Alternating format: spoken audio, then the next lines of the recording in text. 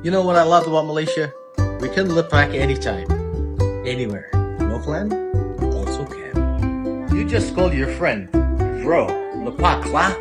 He says, where? You say, anywhere lah. And somehow, you both end up at a mamak. Same table, same drink. Abang, teh tarik, ice for him. Teh tarik for me. And 2 hours later, still at the mamak, talking nonsense. One guy says he's gonna die tomorrow. Another guy order roti banjir, extra telur. But that's Malaysia, bro. No matter how stressed we are, once we sit in mamak, life is okay. Again, that's what I call lepak like a boss. What's your favorite lepak spot? Comment below. Much love. Di Malaysia, lelepak sekejap jarang betul-betul sekejap. Satu minuman boleh jadi satu malam, satu meja boleh jadi satu terapi. Bagi orang luar, budaya lepak Malaysia nampak pelik. Kenapa duduk lama? Kenapa tak kejar masa? Kenapa tak rasa bersalah? Video ini merakam reaksi orang luar apabila mereka berdepan dengan Malaysian. Lepak culture, daripada keliru, gelak, sampai akhirnya faham kenapa rakyat Malaysia begitu menghargai masa bersama manusia. Bukan jam.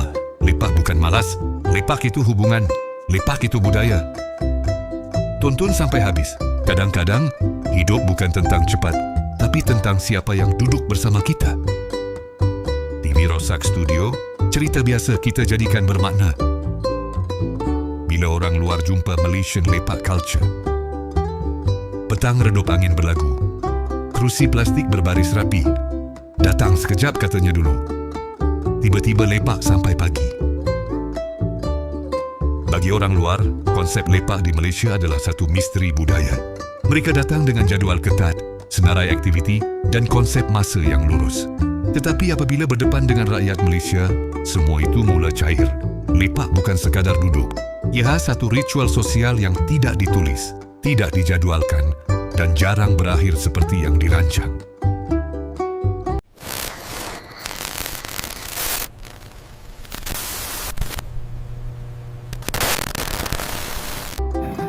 When Malaysians say, let's lepak a bit only, don't believe. Don't believe. My friend Joe me makan 9 p.m. He say, one teh tarik, then we balik. Bro suddenly got order roti canai, then Maggi goreng, watching football, then talk politics. Next thing, I am already crowd. Bro, it's morning already, I got class. Pertama, minum sekejap yang tak pernah sekejap. Orang luar sering terkejut apabila jemputan minum sekejap berubah menjadi sesi berjam-jam. Pada awalnya mereka fikir ini satu kesilapan bahasa. Tetapi selepas kali ketiga, barulah mereka sedar. Sekejap di Malaysia ialah unit masa yang fleksibel. Bukan salah jam, cuma salah jangkaan. Kedua, satu minuman 1000 cerita. Dalam budaya lepak Malaysia, satu minuman sudah cukup untuk membuka perbualan panjang. Orang luar hairan bagaimana rakyat Malaysia boleh duduk lama hanya dengan satu teh tarik. Di negara mereka ini mungkin dianggap membuang masa. Di Malaysia, inilah cara membina hubungan. Berbual tanpa tekanan, tanpa agenda, tanpa keperluan untuk cepat pulang. Ketiga, lepak sebagai terapi tidak rasmi. Apa yang orang luar mula faham ialah lepak berfungsi sebagai terapi sosial. Di situlah orang meluahkan tekanan kerja, cerita keluarga dan keluh kesah hidup. Tiada kaunselor, tiada bayaran, hanya telinga yang sudi mendengar. Lepak menjadi ruang selamat untuk menjadi manusia biasa. Keempat, masa yang tidak dikejar. Orang luar yang obses dengan ketepatan, masa akhirnya belajar satu perkara penting. Di Malaysia, masa bukan musuh.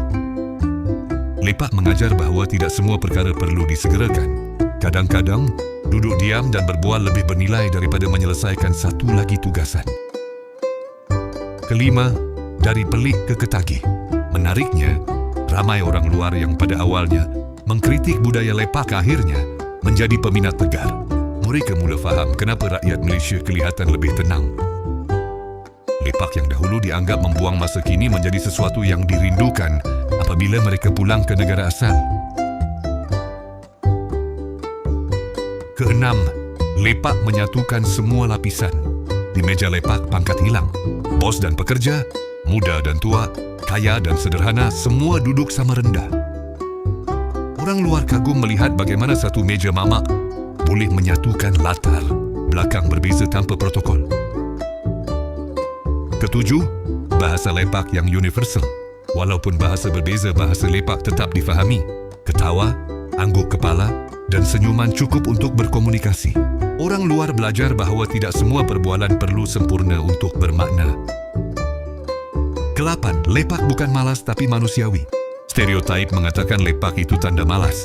Namun orang luar mula melihat sisi lain.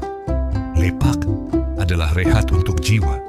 Dalam dunia yang sentiasa mengejar produktiviti, lepak memberi ruang untuk bernafas. Kesembilan, budaya kecil, impak besar. Apa yang nampak remeh sebenarnya membentuk karakter masyarakat. Lepak melahirkan kesabaran, empati dan hubungan yang tulen. Orang luar melihat ini sebagai sesuatu yang jarang ditemui di tempat lain.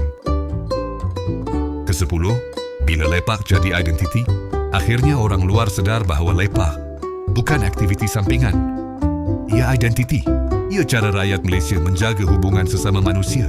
Tanpa lepak, banyak perkara mungkin hilang maknanya. You'll soon find yourself learning the art of the lepak, which is the simple art of hanging out somewhere with friends or even alone, just watching the world go by, maybe enjoying a cup of tea, reading your book, people watching. Fair warning though, if you're anything like me, you may end up with a severe teh-tarik addiction. That's the drinking culture here. Rather than drinking alcohol, your life becomes teh-tarik.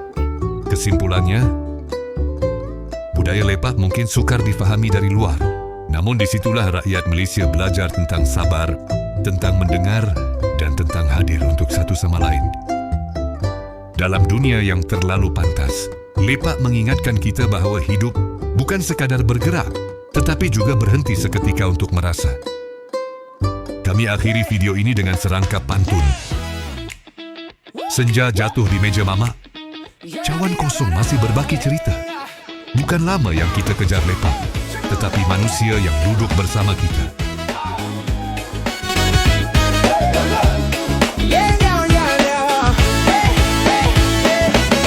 Jam dah 2 pagi tapi mata tak nak tidur. WhatsApp group dah mula bising, jom keluar bro. Naik motor angin malam rasa cool sampai mamak. Semua geng dah penuh satu pool. Roti canai terbang, teh tarik buih tinggi. Aneh senyum bos. Itulah cerita Malaysia untuk kali ini. Share dan subscribe TV Rosak Studio. Kongsikan pandangan anda di ruangan komen. Jumpa lagi di video seterusnya.